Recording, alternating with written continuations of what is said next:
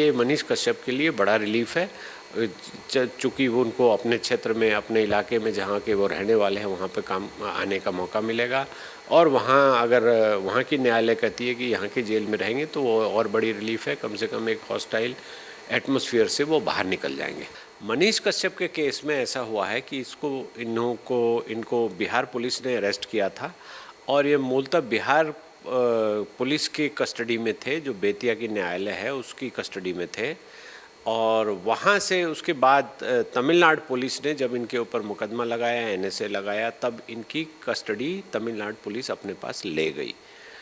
लेकिन देखा जाए तो ओरिजिनल कस्टडी अब जो बेतिया का न्यायालय है उसी की रहेगी। वो एनएसए की कस्टडी में तमिलनाडु पुलिस ले गई है और जब यहाँ हर 14 दिन के बाद उनको पेश कराने की बारी आई है तो वहाँ वीडियो कॉन्फ्रेंसिंग करेंगे, ऐसा करेंगे। तमिलनाडु पुलिस ऐसा कर रही थी, लेकिन न्यायालय ने मना कर दिया।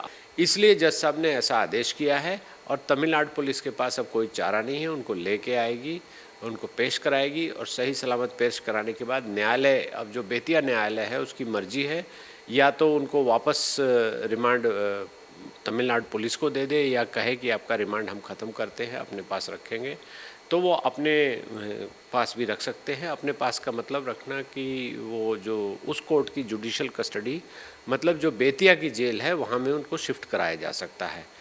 मनीष कश्यप की वो पुरानी वीडियो अगर आप देखेंगे तो उन्होंने बहुत टेक्निकल बातें बहुत अच्छे से समझाई हैं और ये भी बताया है कि ये पुल गिरेगा ही गिरेगा और वो उनकी बात सच साबित हो गई। तो इसके लिए मनीष कश्यप को पुरस्कृत किया जाना चाहिए, उनको शाबाशी मिलनी चाहिए, उनको वाहवाही मिलनी चाहिए। लेकिन चूंकि बिहार की सरकार ऐसी भ्रष्ट सरकार है जो भ्रष्ट लोगों के साथ मिलकर इनके इस साफगोई से, इनके इस पोल खोल से या इनके इस एक्सपोजर से इतनी पीड़ित थी, इतनी दुखी थी, इतना इनको हॉन्ट कर रही थी कि इनको किसी न किसी तरह से ट्रैप करना था और उन्होंने ट्रैप कर लिया। उनको बहाना मिल गया, ट्रैप करके कस्टडी में डाल दिया, जेल में डाल दिया। लेकिन जो सच है वो अपनी जगह आ ही गया, पुल को गिरना था और वो पुल गिर ही गया। नमस्कार, स्वागत है आपका एचडीवी न्यूज पर। मनीष कश्यप को लेकर एक बड़ी खबर सामने आ रही है। आपके लिए बता दें कि बिहार की बेतिया कोर्ट में जो है अब मनीष कश्यप को 27 जून को पेश किया जाएगा, जिस पर पहले तमिलनाडु की सरकार की तरफ से कहा जा रहा था कि मनीष कश्यप को जो है वो वीडियो कॉन्फ्रेंसिंग के द्वारा हम कोर्ट में पेश करा देंगे, पर न्यायालय ने इस पूरे मामले पर सख्ताई से मना कर दिया है। इस पूरे मामले पर विस्तार से बात करते हैं। हमारे साथ मौजूद हैं सुप्रीम कोर्ट से एडवोकेट उमेश शर्मा जी, और सर से बात करते हैं कि ये क्या मामला है, क्यों पेश किया जा रहा है मनीष कश्यप को इस बेतिया न्यायालय में, क्या मामला है और किस तरीके से जो है, क्या इससे मनीष कश्यप की मुश्किलें बढ़ेंगी या घट सकती हैं, जो कि एक बड़ी राहत की बात होगी। सर, जिस तरीके से अभी खबर सामने आई है कि बेतिया न्यायालय में मनीष कश्यप को पेश किया जाएगा 27 जून में, सर क्या मामला है इसका और क्या प्रावधान है इस पूरे मामले को लेकर? देखिए, विचाराधीन जो कैदी होते हैं, जिसको कि जुडिशल कस्टडी में अब वो हैं, तो विचाराधीन कैदी हैं, उनको हर 14 दिन के बाद न्यायालय के समक्ष पेश कराना होता है। ये हमारे देश का कानून है, सीआरपीसी में इसका प्रावधान है। और ऐसा इसलिए किया गया है, जो ये बहुत पहले की परंपरा रही है और लॉ है, कि इस 14 दिन में उसको अगर कोई एप्लीकेशन लगानी है, जज साहब को कोई बात बताना है, कुछ भी बोलना है, तो वो जज के सामने आए, जज उनको देखे, समझे और फिर उसको ज़रूरत हो तो जुडिशल कस्टडी रूटीन में रिन्यू कर दी जाती है कि फिर 14 दिन के बाद इनको लाया जाएगा। मनीष कश्यप के केस में ऐसा हुआ है कि इनको बिहार पुलिस ने अरेस्ट किया था और ये मूलतः बिहार पुलिस की कस्टडी में थे, जो बेतिया की न्यायालय है उसकी कस्टडी में थे। और वहाँ से उसके बाद तमिलनाडु पुलिस ने जब इनके ऊपर मुकदमा लगाया, एनएसए लगाया, तब इनकी कस्टडी तमिलनाडु पुलिस अपने पास ले गई। लेकिन देखा जाए तो ओरिजिनल कस्टडी अब जो बेतिया का न्यायालय है उसी की रहेगी। वो एनएसए की कस्टडी में तमिलनाडु पुलिस ले गई है और जब यहाँ हर 14 दिन के बाद उनको पेश कराने की बारी आई है तो वहाँ वीडियो कॉन्फ्रेंसिंग करेंगे, ऐसा करेंगे। तमिलनाडु पुलिस ऐसा कर रही थी, लेकिन न्यायालय ने मना कर दिया। अब इसको लेकर चूँकि एक नई कोविड के बीच में ये परंपरा चली है कि वीडियो कॉन्फ्रेंसिंग से कैदी को पेश करा देते हैं, वो वीडियो पे आ जाते हैं कैदी और जज साहब भी वीडियो पे आकर उनसे सवाल पूछ लेते हैं क्या है, कौन है।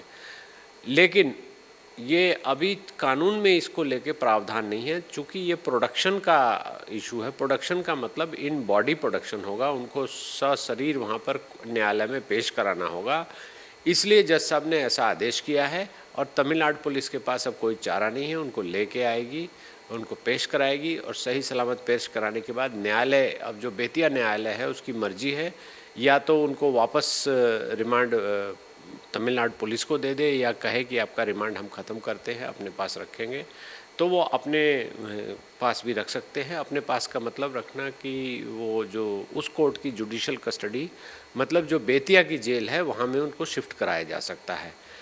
तो ये अब प्रक्रिया है, इसमें जज साहब के माइंड में क्या है या दोनों लोगों की ओर से क्या सबमिशन होती है, क्या रिक्वेस्ट किया जाता है, क्या एप्लीकेशन फाइल होती है, किस तरह से कौन सी सरकार रिक्वेस्ट करती है, कौन सी पुलिस कैसी रिक्वेस्ट करती है, उसको लेके ही निर्णय होगा।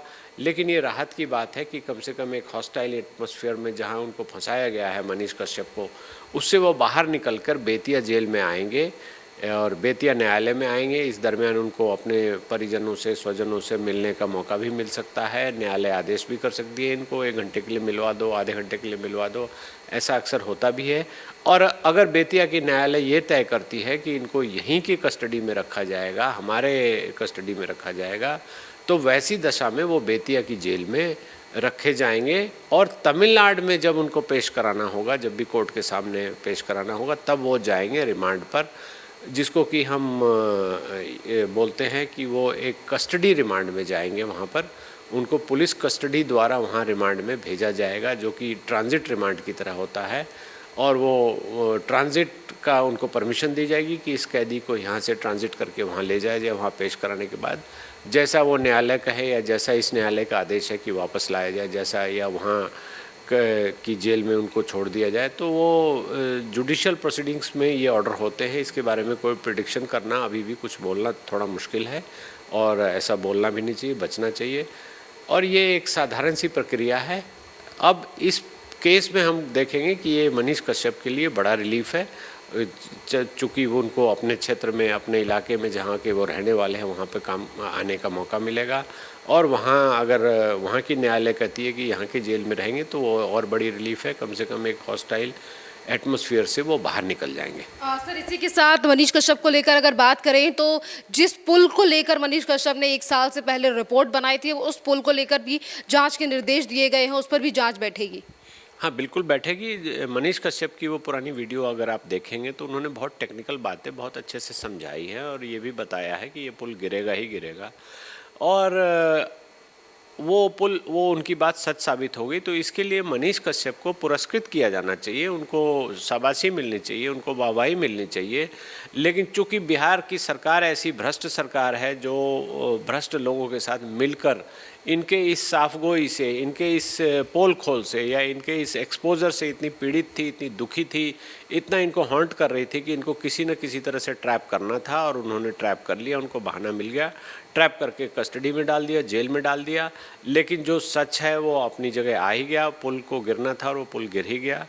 और इस पर जांच होनी चाहिए, बल्कि मेरा तो मानना ऐसा है कि इस पर गहन जांच होनी चाहिए, सीबीआई द्वारा जांच होनी चाहिए। इससे रिलेटेड जितनी भी चीज़ें हैं उसकी गहन जांच होनी चाहिए और जो लोग इसमें इन्वॉल्व रहे हैं उन सब के अगेंस्ट कार्रवाई भी होनी चाहिए। सर, मनीष कश्यप को लेकर आज ये भी सवाल सामने आ रहा है कि जिस व्यक्ति ने, और मनीष कश्यप की माताजी का भी एक इंटरव्यू सोशल मीडिया पर हाल ही दिनों में सामने आया था, जिस पर उन्होंने कहा कि मनीष कश्यप वो आवाज़ थी जो कि बिहार से लेकर देश में हो रहे भ्रष्टाचारों को उजागर करने के लिए आगे आता था, और आज वही राज्य की सरकार जो है वो कोई आवाज़ नहीं उठा रही है मेरे बेटे को लेकर।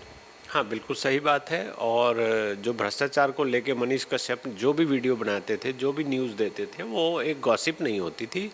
वो टेक्निकली बड़े हार्ड क्वेश्चंस पूछते थे, चूँकि वो खुद ही सिविल इंजीनियर हैं और उनको सारी चीज़ों का पता है कि मसाला कितने रेशियो का होना चाहिए, इसकी हार्डनेस कितनी होनी चाहिए, इसका एलिवेशन कैसा होना चाहिए, इसकी ड्राइंग कैसी होनी चाहिए, एग्जीक्यूट पहले ये काम क्यों हो रहा है, पहले ऐसा होना चाहिए, जो कि मैनुअल में होता है।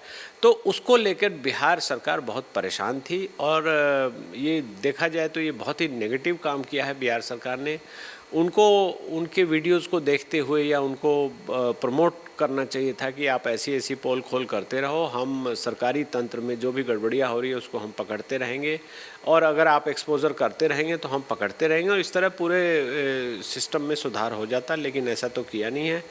चूँकि बिहार की सरकार करप्ट लोगों के हाथ में है, करप्ट लोग उसमें मिलकर पैसे की, सरकारी पैसे की लूट कर रहे हैं, और वो चाहते नहीं है कि ये चीज़ें जनता के सामने आए, लोगों के सामने आकर बताएं और पोल खुल जाए। इसलिए उन्होंने मनीष कश्यप को वाहवाही देने की जगह ट्रैप कर लिया, और उनको ट्रैप करके एक झूठे मुकदमे में फंसा कर डाल दिया। उनको भी पता है कि हमारे कानून में मुकदमा एक बार बन के कोई नॉन अवेलेबल सेक्शन आपके ऊपर लगा दिया जाए तो आपको सालों साल लग जाते हैं उसे पीछा छुड़ाने में, या आपको कस्टडी से आने में कई महीने लग जाएंगे। और ऐसा ही हो रहा है मनीष कश्यप के केस में।